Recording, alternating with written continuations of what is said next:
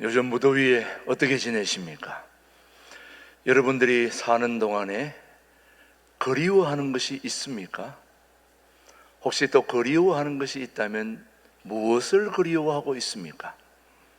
요즘 사는 분들이 너무 외롭다 보니까 애완견들을 많이 키우고, 그러다 보니 산책길에 또 이렇게 만나다 보니 애완견을 만나게 됩니다. 콩만한 애완견이 저를 보더니 확 달라들더라고요.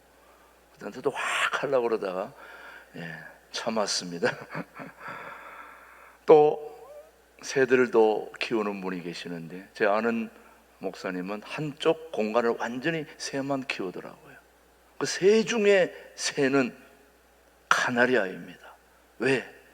아주 예쁘고 가끔 말도 하고 또 그러다 보니 너무너무 좋아들 하는데, 영국의 한 부자가 이 카나리아를 사서 너무 좋아하다 보니까 카나리아 발에다가 다른 사람도 안 끼는 금반지를 끼워주고 머리엔 또 화환도 걸어주고, 그렇게 지극정성으로 20년간을 키우는 가정 중에 어느 날 새장이 확 열려가지고 그만 이 애지중지 키우던 카나리아가 헐헐 도망을 가버린 겁니다. 너무 절망을 해가지고 수소문을 하고 찾고 찾았는데 찾을 수가 없는 겁니다. 그런데 2달이 지난 후에 연락이 왔는데 발견됐다는 거예요. 근데 그 발견된 장소를 듣고 깜짝 놀랐습니다. 왜?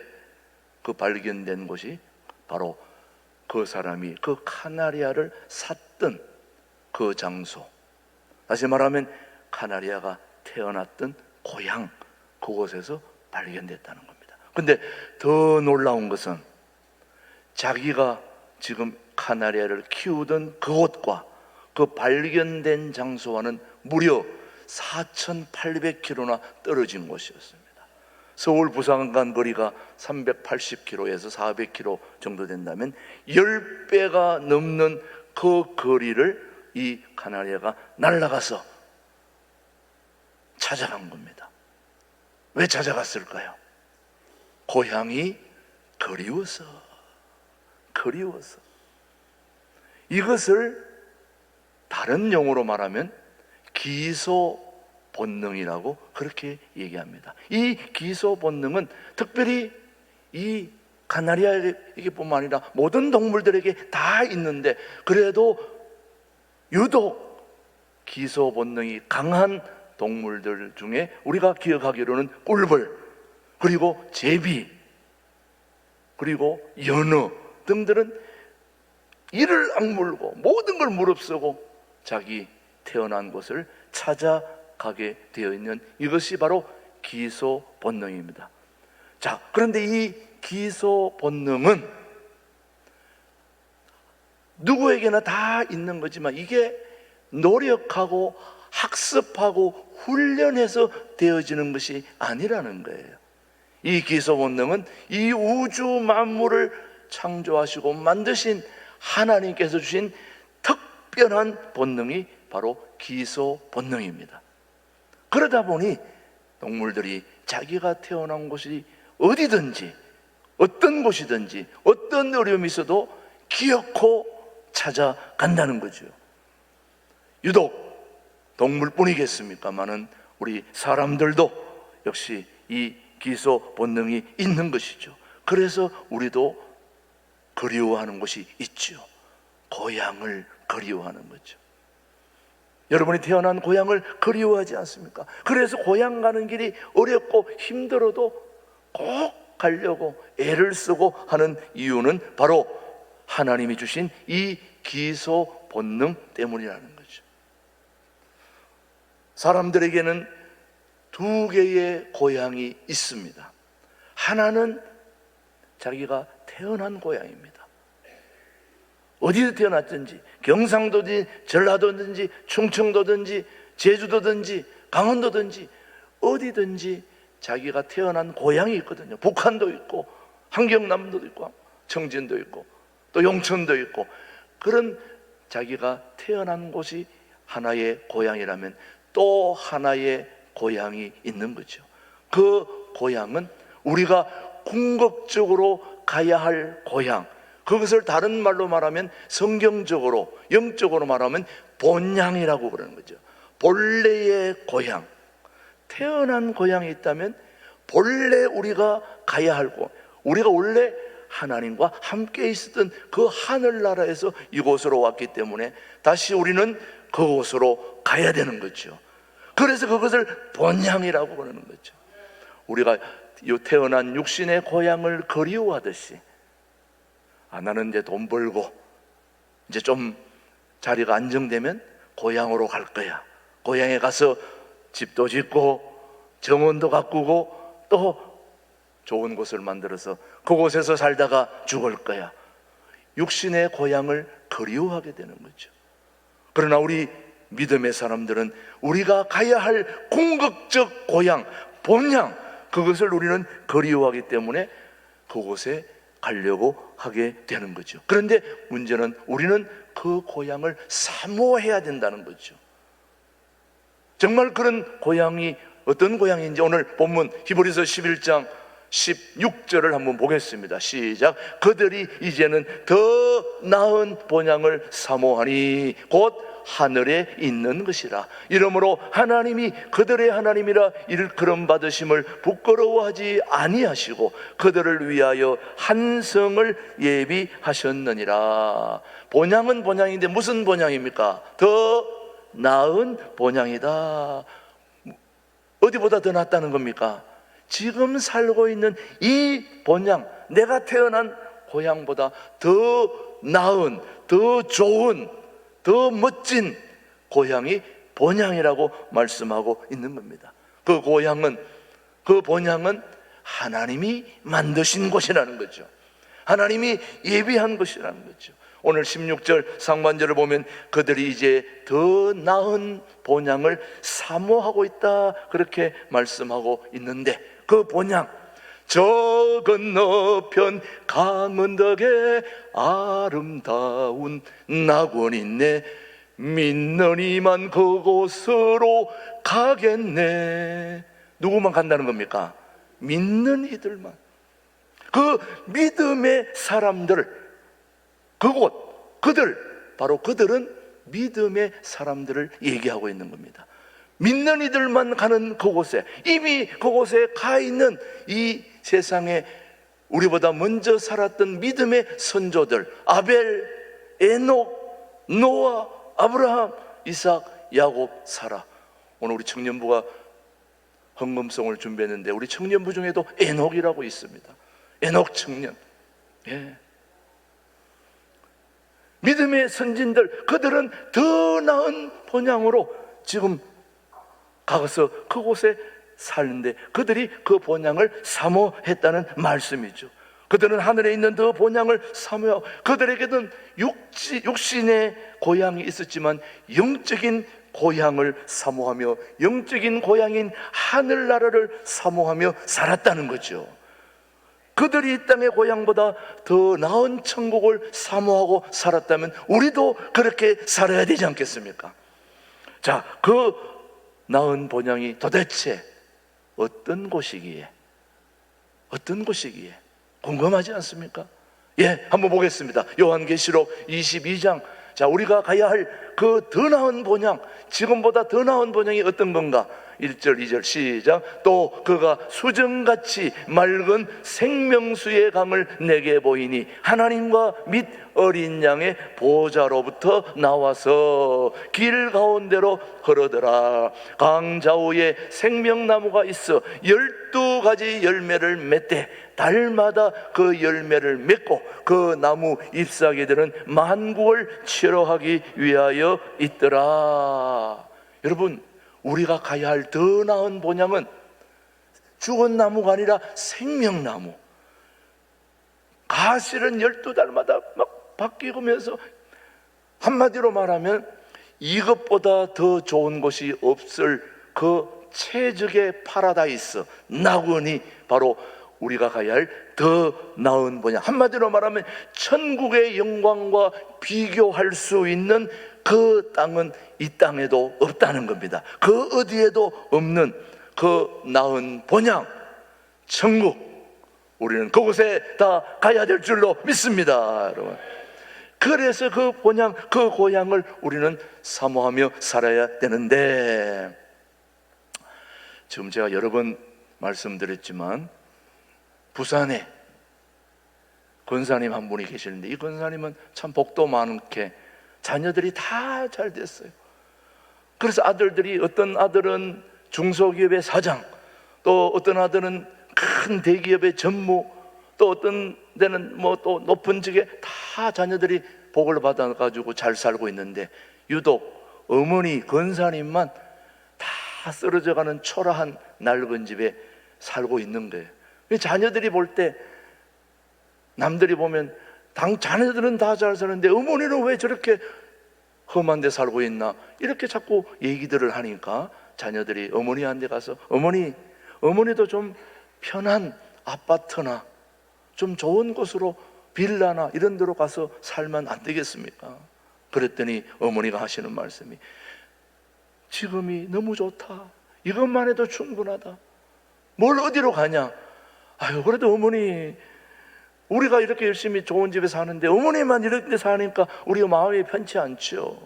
그러니까 제발 좀 좋은 곳으로 옮기세요. 여러 번 얘기해도, 권유해도 듣질 않더니 어느 날, 그래도 어머니 옮겨야 되지 않겠습니까? 이랬더니, 그래, 그럼 옮기자. 자녀들이 깜짝 놀라가지고, 아니 어머니 어디로 가실 겁니까? 그랬더니, 내가 갈 곳은 좀 다르다, 너희들이 얘기하는 것보다. 어디입니까? 어디 아파트로 가실 겁니까? 어디 빌라? 얘기만 하세요. 내가 너희들한테 얘기할 땅은 좀 크다. 그랬더니, 아니 얼마나 되는데요? 100평이면 되겠습니까? 150평이면 되겠습니까? 아니야, 내가 얘기하는 거 잘 들어. 조건이 있어. 내가 원하는 집은 그냥 집이 아니고 큰 성이야. 문이 2개도 아니야, 5개도 아니야, 12개. 문이 12개야 되고, 12개로 들어가는 문에 보석이 다 기초석으로 돼야 돼.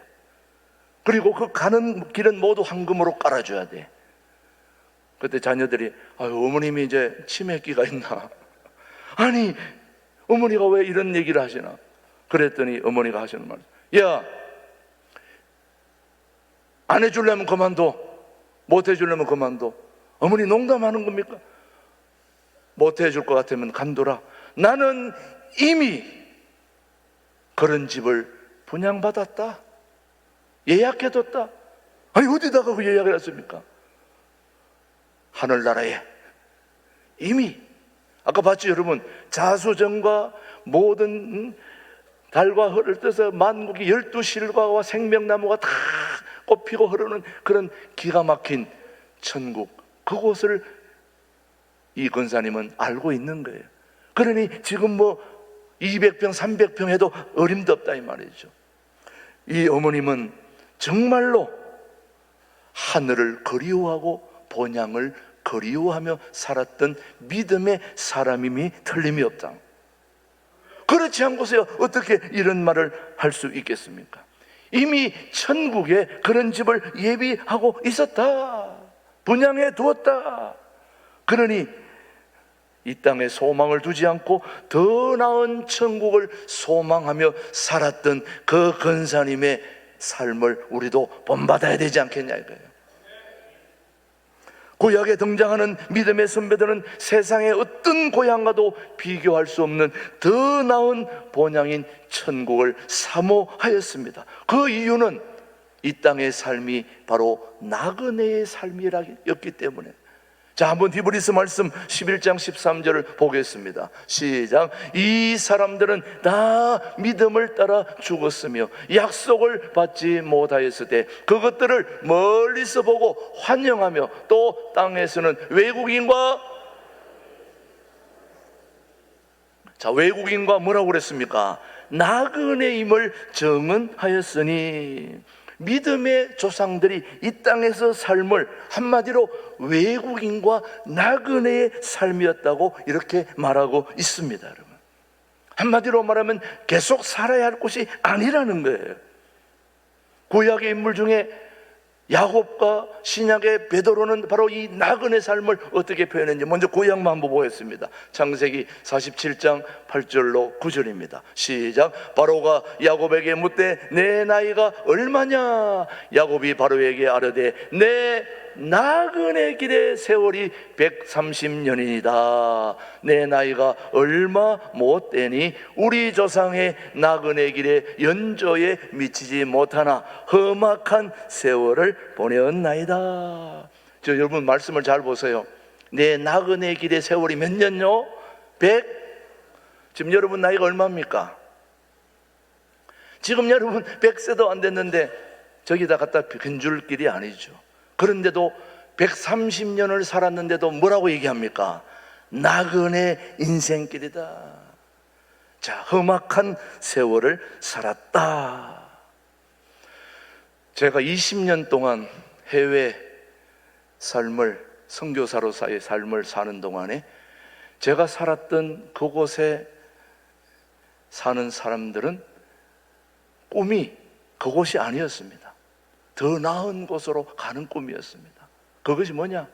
이 조그만 섬에서 내가 평생을 살 수는 없다. 저 본토는 바로 미국 땅, 본토로 가서 돈 벌어서 100만 불짜리, 200만 불짜리, 300만 불짜리 그 집을 짓고 자녀들 하버드, 옥스퍼드, 예일대, 프린스턴 다 보내고 나도 그렇게 살고 싶다. 그러면서 그들의 꿈은 오직 본토였습니다. 미국 땅으로 가는 거였습니다. 왜냐? 여기서 잠시 나그네 길로 그곳에 간다. 근데 그곳이 영원한 삶이겠습니까? 그래서 어느 날 안 보이길래 알아봤더니 본토로 간 거예요. 그곳에서 100만 불짜리 집을 짓고 멋지게 살 줄 알았는데 어느 날 또 눈에 보이더라고요. 아니 어떻게 된 겁니까? 그랬더니 여기가 좋습니다. 100만 불짜리 살아보니까 너무 힘든 거예요. 청소하려니까 힘들고 잔디 안 깎는다고 막 고발이 들어와가지고 난리법석이지. 큰 집 있으면 뭐 하냐 이거예요. 관리가 안 되는데. 여러분, 이 땅은 나그네 길인 것입니다. 아무리 좋아도 잠시 머물다가 더 좋은 곳으로 가야 할 그런 본향을 우리는 그리워하며 살아야 될 인생이 저와 여러분들인 것처럼. 제 개인적인 얘기를 해서 죄송합니다만은 저는 6남매 중에 막내입니다. 우리 어머님이 40 중반에 저를 낳아서 큰 누님하고 저하고는 25살의 차이가 있습니다. 큰 누님이 낳은 아들이 저보다 2살 위입니다. 부르기가 아주 곤란합니다. 그래서 그 첫째 누님, 둘째 누님, 셋째, 넷째, 막내 누님, 그 다음 누님, 그렇게 서로 이제 너무 나이 차이가 나다 보니까 어머니 같고 완전히 딴 사람 같은 그런 느낌이 들 때도 있어요. 그러다 보니 가까운 셋째, 넷째 누님이 또 신앙이 같다 보니까 더 가깝게 지내게 된 거죠. 그래서 제일 막내 누님이 저하고 4살 차이입니다. 그래서 그 막내 누님 또 고우의 누님이 믿음이 참 좋은 분이라 그 누님들 때문에 제가 주일학교를 나가게 되고 또 제가 오늘 여기까지 오게 된 거예요. 그 막내 누님이 4살 차이인데 그 누님이 참 신앙이 보통이 아니었습니다. 그래서 교회 가가지고 그 누님이 봉고차 큰 걸 몰고서 사람들을 다 실현하려면서도 건사 직분 안 받고 집사로 일생을 마감했는데 최근에 그렇게 열심히 인생을 살아왔는데 췌장암이라고 하는 판정을 받았는데 말기라고 갑자기 어느 날 건강검진하러 갔다가 검사해보니 췌장암이라는 거예요. 그것도 갑자기 말기라고 얘기하니까 믿어지지가 않은 거예요. 그래서 어떻게 할 거냐? 항암 치료 받을 거냐? 누님이 항암 치료 안 받겠다. 나는 그대로 하나님 앞에 가겠다. 뭐 믿음이 보통이 아니에요. 항암 치료 받자고 얘기를 권유를 해도 안 받겠다는 거예요. 연명 치료 안 받겠다는 거예요. 그 누님이 얼마나 믿음이 좋냐? 목사인 저보고도 예수 잘 믿어라. 그래서 내가 번데기 앞에서 지금 주름 잡는 겁니까? 포크레인 앞에서 지금 삽질하는 거예요. 제가 목사잖아요. 그랬더니 목사일수록 더 예수 잘 믿고 기도 많이 하고 성경 보고, 이런 누님이었어요. 그래 얼마나 누님이 대단합니까? 그런 누님이 이제 3개월밖에 못 산다고 그러니까 기가 막히잖아요. 그래서 3개월 좀 지나니까 정말 몸이 검사하러 갔더니 8군데나 전이가 돼가지고 더 이상 살 수가 없어서 호스피스 병동으로 옮겨가지고 그렇게 사는 거예요. 어제 주님의 부르심을 받았습니다. 참 안타까워요. 자녀가 아들이 둘인데 결혼도 못하고, 그런데 어제 주님의 부르심을 받았는데 그 전날 제가 찾아가가지고 같이 대화를 나누었는데, 그때도 우리 집사람이 물었어요. 우리 누님한테 무슨 두려움이 없냐고. 그래 물었더니 누님이 하는 말이, 나는 아무 두려움도 없다. 오직 예수님이 주시는 평안과 기쁨이 가득하다. 너무 좋다. 그야말로 천사의 얼굴. 저는 누님이 천사의 얼굴로 보이더라고요. 너무너무 얼굴이 편안하고 너무너무 아름다운 거예요. 누님이 그렇게 예쁠 수가 없어요. 나 먼저 간다. 너희들 믿음 생활 잘해라. 아무 걱정 염려 없이 편안하게. 아마 연명치료 받았다면 한두 달은 더 살았을지도 모르겠습니다만은, 그러나 그런 거 받지 않겠다. 그냥 하나님 앞에 가겠다. 근데 참 제가 도전받았는 거는, 정말 그렇게 열심히 인생을 살고 이제 좀 누려야 할 그런 삶인데, 그 누님이 하시는 말씀이, 아니 해필이면 췌장암, 줄기세포도 이런 치료 방법도 여러 가지가 다 있는데 그거 받아보지도 못하고 다 하나님이 필요해서 주셨겠지. 원망을 하지 않더라고요. 제가 오히려 원망했어요. 하나님 앞에, 하나님 우리 누님이 뭔 잘못이 있었기에 왜 이렇게 갑자기 데려가십니까? 왜 제가 원망했는데 누님은 원망하지 않았어요. 내게 필요해서 주셨겠지. 모든 게 감사하다. 그러면서 편안한 얼굴로, 내일 죽음인데도 오늘 인생이 멋지다라고 하는 그 믿음이 어디서 온 거냐 이거죠. 저는 그 믿음의 출처는 하나님이 주신 것이라고 저는 믿습니다. 우리 누님은 본향을 그리워하고 있었던 것이 틀림이 없습니다. 여러분, 저는 그 누님의 죽음 앞에 제가 정말 목회자로서 나도 저렇게 이 세상을 마감해야 되겠구나, 그런 다짐을 했습니다. 예, 사랑하는 교우 여러분, 이 땅은 나그네 인생길인 것입니다. 미국의 헨리 모리슨이라고 하는 선교사가 미국에 선교하러 갔는데 40년 동안 미국 땅에 미국에 사는 헨리 모리슨이 아프리카에 선교하러 가서 40년 동안 자신의 모든 걸 던지고 그렇게 목회하다가 자기 아내도 잃고 자식들도 다 잃고 완전히 선교하다가 모든 걸 다 잃어버리고 홀로 40년의 선교사 인생을 마감하고 이제 미국으로 들어오게 된 거예요. 오늘 오후 2시에도 아프리카 케냐에서 그 케냐 로비에서부터 시작해서 수도로 거기서부터 시작해가지고 500km 떨어진 그 마디보 마을에 정말 그 미혼모 아이들, 고아들을 학교를 세워가지고 단돈 20만 원 들고 들어가가지고 지금 500명의 아이들을 밥 먹이면서 케어하는 그 선교사가 오늘 오후 2시에 우리 선교사입니다. 와서 오늘 선교 보고 하는데 기가 막힌 일을 하고 있어요. 자, 이 헨리 모리슨이 평생을 아프리카에서 선교하다가 들어오는 그날 배를 타고 오는데 그 배에 마침 아프리카에 코끼리 사냥을 갔던 루스벨트 대통령이 그 배에 같이 탄 거예요. 여러분 아마 다 들어보셨을 거예요, 이 얘기를. 그런데 그 루스벨트 대통령이 타고 오니까 미국 땅에 그 배가 도착하자마자 미국에서는 악단들을 동원하고 카페들을 깔아놓고 코끼리 사냥하는 루스벨트 대통령 온 사람을 환영하는 빵빠레를 울리고 막 난리법석을 떨었던 거예요. 그 행사가 다 끝나고 헨리 모리슨이 마지막으로 내렸는데, 그때는 이미 레드카펫도 다 거두어지고 악단들도 다 떠나고 해는 뉘웃뉘웃 하는데 이 헨리 모리슨 혼자 터벅터벅 걸어 나온 거예요.